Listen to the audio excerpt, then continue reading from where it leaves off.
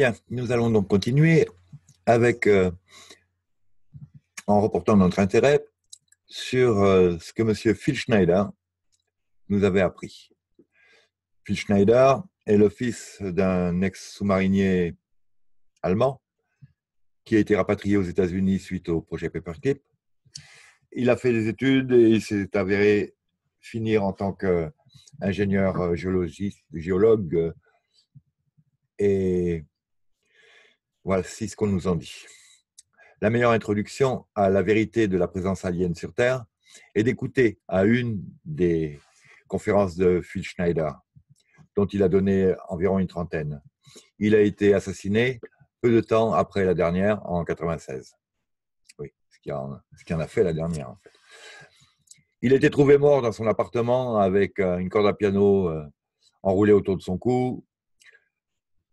Selon certaines sources, il a été brutalement torturé plusieurs fois avant d'être tué. Il faut savoir que Phil Schneider avait subi une agression, dont on parlera un peu plus tard, qu'il avait estropié, notamment une de ses mains, à laquelle il manquait des doigts. Et ceci pour dire que ceux qui imaginent que ce monsieur se serait étranglé tout seul, alors qu'il avait survécu à ça, ont du mal à nous convaincre. Son passé technique était qu'il était ingénieur structural. Il était impliqué dans la construction de bases souterraines pour le gouvernement. Il était un expert en explosifs.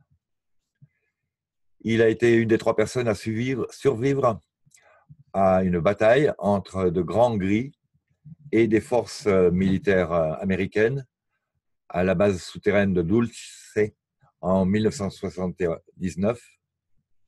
Dans certaines de ses vidéos, il montre les cicatrices sur sa poitrine issues d'un coup de laser, d'une brûlure laser qu'il a reçue à l'occasion de la bataille avec les grands gris. Voici quelques citations de Phil Schneider. J'étais employé par le gouvernement US avec un niveau de sécurité Rhyolite 38, qui est un des plus hauts dans le monde. Dans le monde.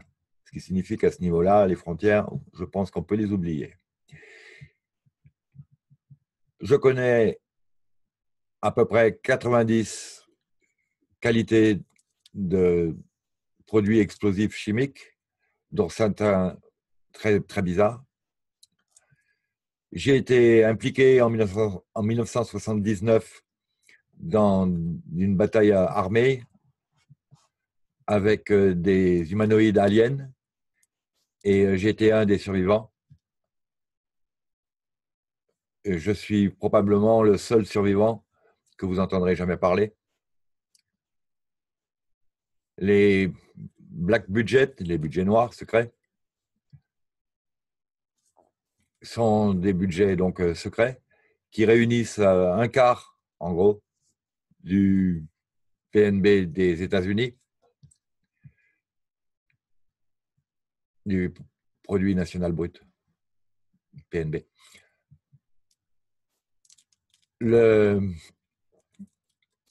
Ces black programmes utilisent au moins cette somme-là. Et en tout cas, en ce qui concerne les DUMS, les bases souterraines, militaires, secrètes, ça veut dire Deep Underground Military Bases.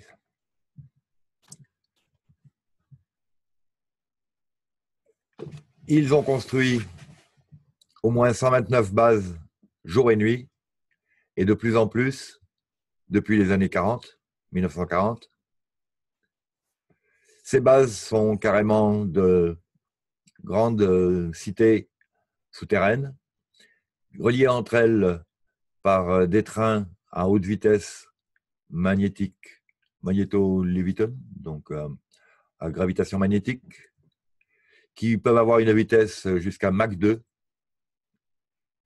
Ils ont des machines à creuser laser qui peuvent creuser un tunnel de 15 km de long en un jour. 7 miles, non, 10 km de long. 10-12 km de long. Ah, ça dépendra du terrain, on va dire. Hein. Donc, voici quelques photos. Donc, ça, c'est une vieille où on voit déjà que, bon, ça va faire un trou d'un diamètre de, on va dire, 5 mètres, 6 mètres. Et en voici une que je découvre là et qui prouve que la technologie évolue constamment et que finalement, plutôt que de faire 2 ou 3 allers-retours, autant passer une seule fois. Voici d'autres photos. Je me demande si c'est pas un peu un montage, mais voilà, c'est une mise en situation à la limite, en tout cas. Voici encore une autre photo. Il y a là, disons, 3, 6, 9, 12, 15, 18, 20. Alors, on pourrait aligner une trentaine de personnes pour faire le diamètre du forêt, côte à côte. Et on voit que c'est le genre de machine là qui, a priori, une fois qu'elle est passée, le tunnel est fini derrière elle. On m'avait parlé, j'avais lu des technologies qui faisaient fondre la roche et s'en resservaient à la suite du tonnelier pour tout de suite créer des parois qui seraient donc comme en verre fondu, ben bon, solidifié, et ce qui crée tout de suite l'étanchéité d'une part, et d'autre part, éviter d'avoir à sortir les gravats qui étaient tout de suite réutilisés en parois. Voici encore, ben ça c'est peut-être une assez vieille, je ne sais pas, parce que bon, ben, ils sont assez nombreux, hein, ils sont aussi encore une trentaine, quarantaine là devant, mais sur plusieurs rangs d'une part, et d'autre part, ben, quand on a vu la précédente là qui fait 3 tunnels d'un coup. Donc suite des citations de Phil Schneider, les programmes des Black Budget ont transformé la science telle que nous la connaissons.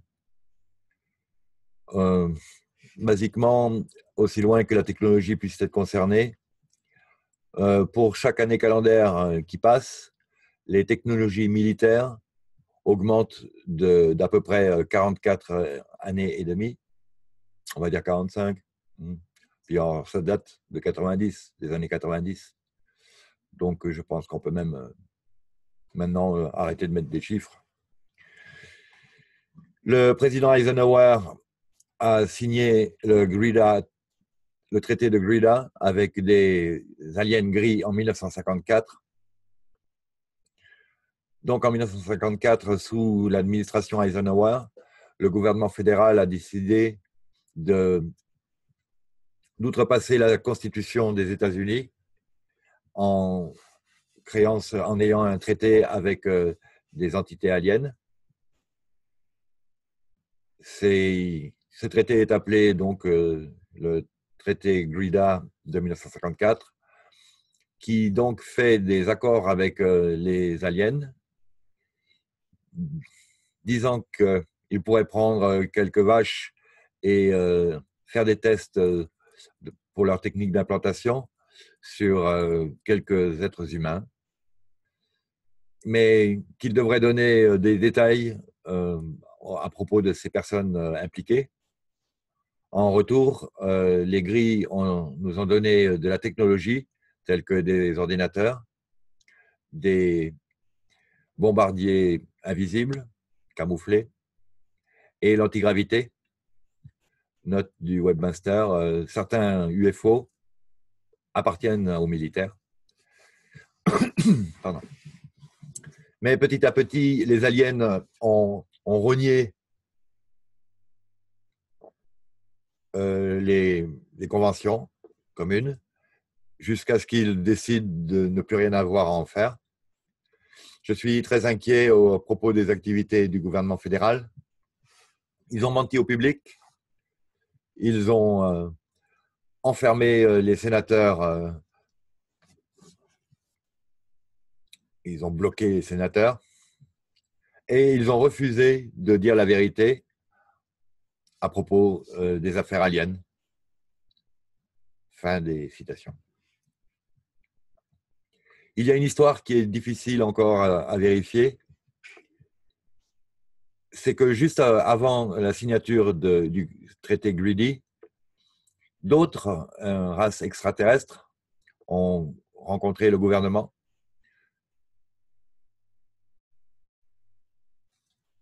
Le gouvernement a posé des questions pour savoir quel genre de jouet il pourrait obtenir de la part des aliens. Mais au lieu de ça, les aliens leur ont dit qu'ils leur apprendraient sur la technologie spirituelle, en fait. Évidemment, le gouvernement n'a pas été intéressé en ça. Et donc, ces extraterrestres-là sont partis. Ceux-là, on aurait pu les dire positifs. Hein. Et on n'en a plus jamais entendu parler. Il me semble même qu'ils ont prévenu le gouvernement que les autres, avec qui ils allaient faire affaire, n'étaient pas clairs. Mais bon, il faut voir qui était à notre gouvernement. Si ça se trouve, il était déjà bien infiltré. Pourquoi est-ce que Phil Schneider est passé au public et a fait des révélations publiques? Le mari de Stéphanie Relf, Michael, et donc Stéphanie, on leur a dit personnellement, quelqu'un qui connaissait Phil très bien, qu'est-ce que c'est qui l'avait amené à parler au public? C'était une personne très intelligente, très éveillée et d'une haute intégrité. Il nous a dit qu'un jour, Phil Schneider a été demandé de venir à une conférence du Nouvel Ordre Mondial dans une base souterraine. Il a vu à peu près 160 leaders mondiaux assis dans cet auditorium. Au premier rang de l'auditorium, il y avait 12 sièges vides, réservés. Schneider se demandait pour qui ils étaient réservés. Ce qu'il vit après lui donna un coup de chaud. Son sang ne fit qu'un tour lorsqu'il vit ce qui suivit. 12 grands aliens, 12 grands gris, sont entrés et se sont assis dans les sièges vides. Après ça, Phil a su qu'il ne pourrait plus jamais rester silencieux. Donc, si jamais vous vous demandiez pourquoi le monde et les gens sont dans le bordel dans lequel nous sommes, maintenant, vous savez qui est responsable. Donc là, il y a un rappel pour voir des vidéos de Phil Schneider. Un autre petit article à propos du billet de banque suisse de 100 francs,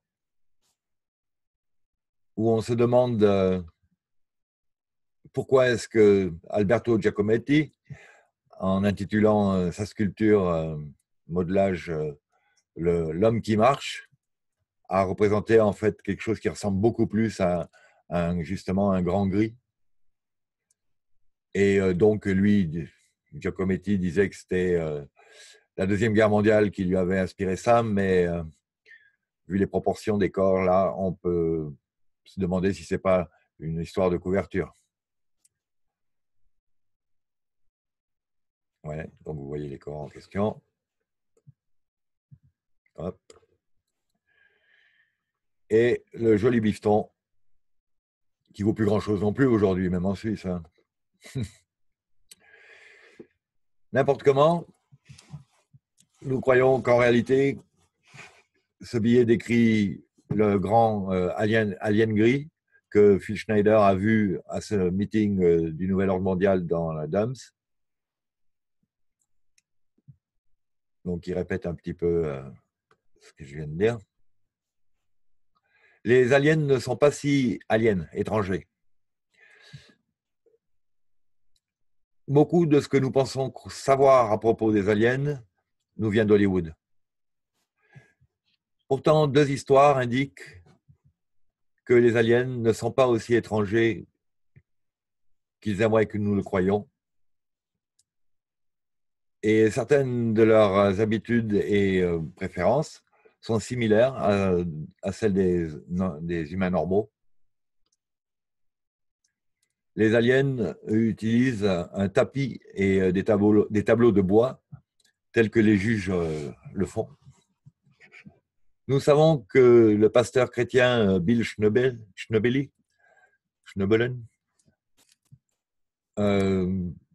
nous le connaissons depuis les années à peu près 2002 et nous avons une confiance totale en ses histoires. C'est pour ça que nous avons fait un interview de 9 heures avec lui. Bill nous a raconté une histoire qui lui est arrivée alors qu'il était jeune homme dans les années 70. À cette époque, il était un franc-maçon de haut rang, un sorcier, un prêtre catholique et un prêtre sataniste. C'était la réalité, pas un dream, pas un rêve. Il était dehors un soir dans sa voiture et soudainement il a été transporté dans une pièce. Il était là, debout, face à un grand tableau de bois, une table en bois, derrière laquelle étaient assis 4 aliens. Le tableau ressemblait au genre de choses que vous pourriez voir à la Cour suprême, un long, noir tableau de bois avec des ornements gravés. Il était assez grand pour que 4 aliens puissent être assis avec assez d'espace pour les séparer. Donc voici une illustration possible de ce genre de bureau. Oui. Il n'y avait rien sur le bureau, comme dans une Cour suprême.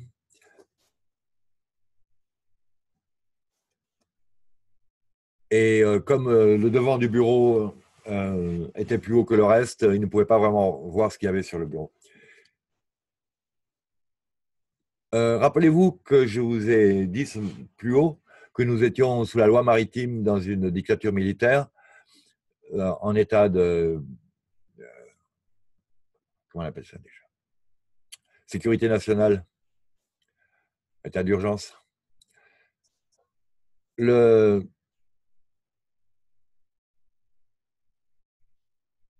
côté officiel du tableau montre à quel point cela correspond avec les aliens.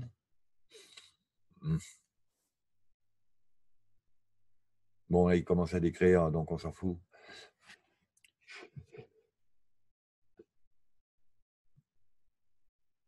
Donc, un des aliens était un grand gris. Un autre avait une drôle de face, une face de poulpe, quelque chose qui était totalement inhumain.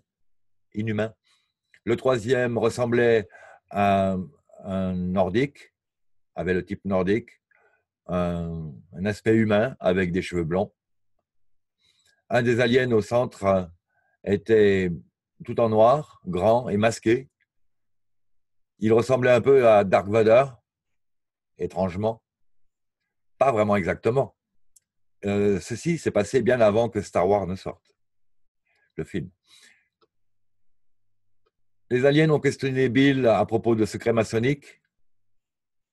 Il ne semblait pas ravi de ses progrès en franc-maçonnerie. Donc, il lui a encouragé à en faire plus avec les maçons. Mais il n'était pas très heureux de ça. Il faut se rappeler que tous les juges sont francs-maçons. Et soudain, Bill était de nouveau dans sa voiture. Différemment des abductions normales, Bill, ce coup-ci, avait totale mémoire de ce qui venait de se passer. Et assurément, il voulait que cette fois-ci, il s'en rappelle. Étant donné qu'il était membre d'une loge maçonnique, ils assumaient que cet événement serait resté secret, ce qui était le cas jusqu'au moment où Bill est devenu un born-again Christian, un chrétien nouveau-né, la renaissance chrétienne, Bush aussi. Mais bon, c'est peut-être pas une référence. Et à ce moment-là, il est passé en déclaration publique et il a fait passer tout son savoir des sociétés secrètes. Il faut absolument, oui, consulter ce que Bill Schneebeli peut raconter.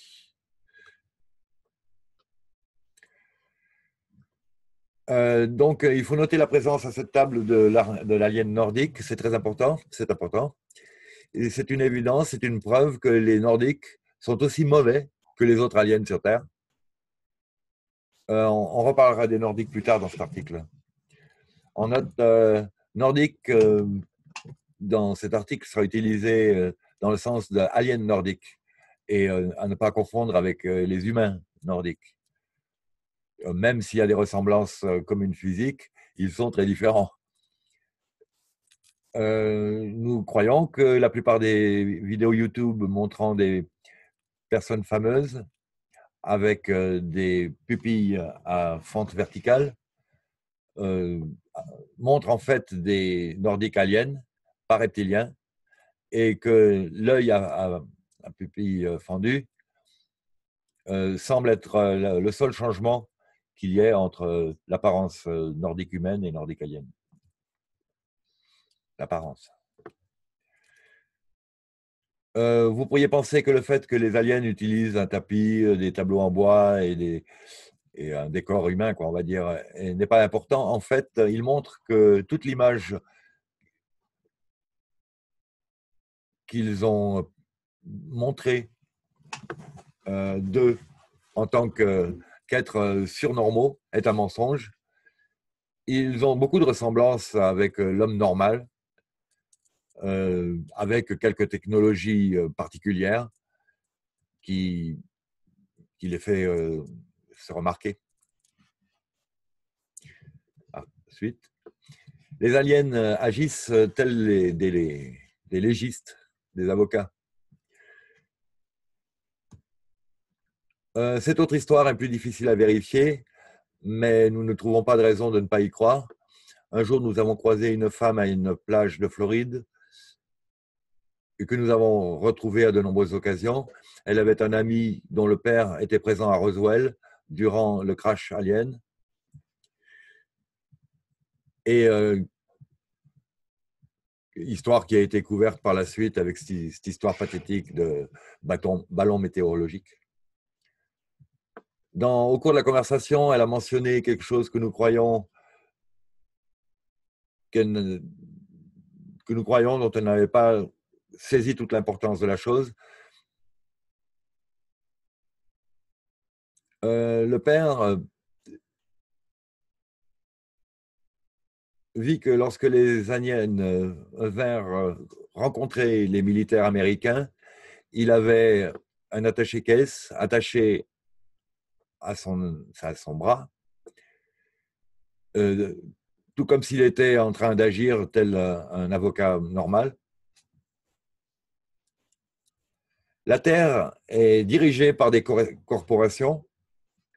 Chaque gouvernement est une corporation secrète.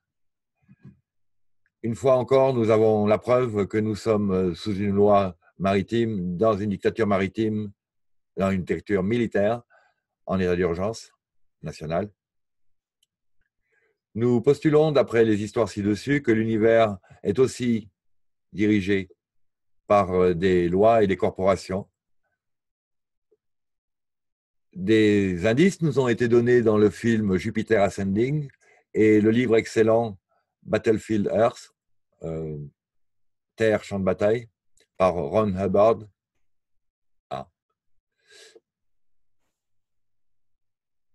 Dans lequel la terre est vendue en esclavage par un banquier pour payer un genre de dette.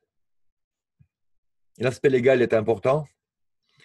Nous avons ici deux preuves qui montrent que les aliens travaillent de façon similaire aux avocats. Les aliens veulent vous tromper et vous faire monter dans les vaisseaux. Ils ne veulent pas vous forcer. C'est parce que si vous y allez volontairement, ils ont le droit légal de faire de vous ce qu'ils veulent. Ne tombez pas dans le panneau, ne montez pas dans les vaisseaux.